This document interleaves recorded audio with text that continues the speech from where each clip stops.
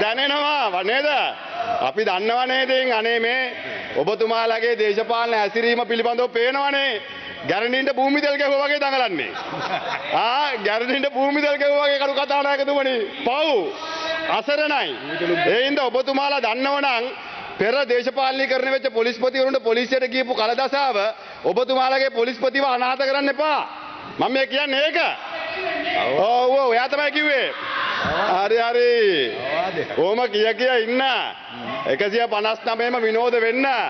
ගරු නියෝජ්‍ය කතානායකතුමනි.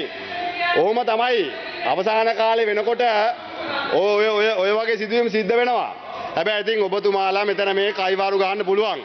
ඔබතුමාලා මෙතන දඟලන්න පුළුවන්. අවබෝධයෙන් බොරු කියන්නත් පුළුවන්. ඔබතුමාලාට ඕන විදියට චෝදනා හදන්නත් පුළුවන්, නගන්නත් පුළුවන්, කියවන්නත් පුළුවන්. හැබැයි ඉතින් මතක තියාගන්න.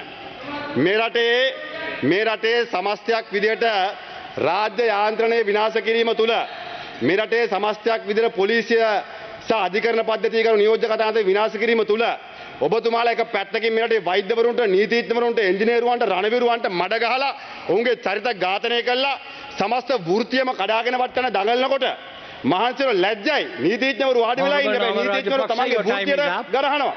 එහෙම කරනකොට ගරු නියෝජ්‍ය කතානායකතුමනි සමස්තයක් විදියට රාජ්‍ය කඩන් වැටෙන එක නවත්තන්න බෑ. ඒ රාජ්‍ය කඩන් වැටෙනකොට පස්සේ ඇවිල්ලා කෙඳිරි ගන්න එපා. අනේ මෙන්න මේ රාජපක්ෂලාගේ වැඩක් කියලා කෙඳිරි ගන්න ලෑස්ති වෙන්න එපා. මොකද අපි ඔයාලා වගේ මේ පස්සේ දොරෙන් දුවන අය නෙවෙයි. මෙයාලා දන්නවා. ඔයාලා දන්නවනේ අපි ගැන. ඒ හින්දා ඒවට ලෑස්ති වෙන්න එපා ගරු නියෝජ්‍ය කතානායකතුමනි. අපි හැංගි හොරා වැඩ නැහැ. අපි ඒක වෙලාවම අපි කතා බලාගමු. පක්ෂ your time is up. බොහොම ස්තුතියි ගරු නියෝජ්‍ය කතානායකතුමනි. විශේෂයෙන්ම ඔබතුමාලා ගිල්ලන්නේ ඔය කියන සහන ටික අනේ දෙන්න. ඕක හැකර් කෙනෙක් ඇල්ලලා මේ බිලියන 100ත් උත්සාහ යනකම් බලන් ඉන්නේ නැතුව මේ බිලියන 100 කරුණාකරලා ජනතාවට දෙන්න. ගරු නියෝජ්‍ය අමාත්‍යතුමා ඔබතුමායි. ඩබල් පාර්ටිතුමා යන්න බා එන්න පොඩ්ඩක් දුවන්න එපා. හරි. ගරු නාමල් රාජපක්ෂ මහත්තයා මෙතන ආවනේ. අර මොකද්ද? බලාගෙන ඉන්න ජනාධිපති වෙනවා කියලා. අනේ ඇත්ත. ෂෝක් මරුබඩුව. නියම කතාවක් කරා. නියමයට පරිණතභාවය පෙන්නුවා. අන්න නියම අනාගතේ මම බලා හිටියේ සජිත් ප්‍රේමදාස විපක්ෂ නායකතුමාට හරි hinaයි වෙලාවේ කතා කරන වෙලාවේ. මම දන්නේ මොන විදිය සිහිනියක්ද තියාගෙන ඉන්නේ කියලා. එහෙනම් එකක් තව ඉගෙන ගන්න වෙනවා. අඩු ගානේ කතාවත් කරන හැටි තේරුම් ගන්න. නිසා එහෙම මේ ඔඩියන්ස් එකට මයික් එකට එක channel වලට දාන්න කතා කියලා හරියන්නේ නැහැ. පරිණත වෙන්න එපයි. කතා කරා ආව ගියා. මම අහන්නේ එතුමගෙන් අහන්නේ මේ සහන ලබා දෙන්නට විරුද්ධද?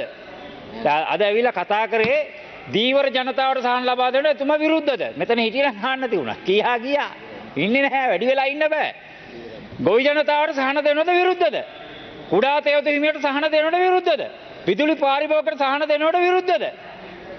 මට දැන් එතුමගේ හිස්පුටුව බලන් කතා කරන්න වෙලා තියෙන්නේ. මෙතන මොකාර ඒ අයිය නායක දෙයියන්ට කොළෙයිත්ත ගහලා යනවා වගේ තමයි මෙතන වෙලා තියෙන්නේ. ඒක දිහා බලාගෙන කතා කරන්න වෙලා තියෙන්නේ. අඩු ගන්න මොකක් හරි තියන හරි කුළුණක්වත් පොතක්වත් සෝහම් පොතක් හරි තියන්න එපා යොතන. මොකක් හරි කතා කරන්න. ඒ නිසා කියනවනම් කියන දේ වගකීමක් ඒ නිසා අපි අහන්නේ නාමල් මහත්තයලගෙන් අහන්නේ ගොවි ජනතාවට, දීවර ජනතාවට, කුඩා තෙවත හිමියට, ඒ වගේම කර්මාන්ත කරුවට, විදුලි පාරිභෝගිකයට, අස්වැසුම්ලාභියට අපේ රජෙන් සහන දෙන්නට විරුද්ධද නැද්ද? ප්‍රකාශයක් කරන්නේ ගැන. දැන් ඇවිල්ලා පුළුවන් නම් ප්‍රකාශයක් කරලා යන්න මෙතනට ඇවිල්ලා. විරුද්ධයි කියන එක කියන්නේ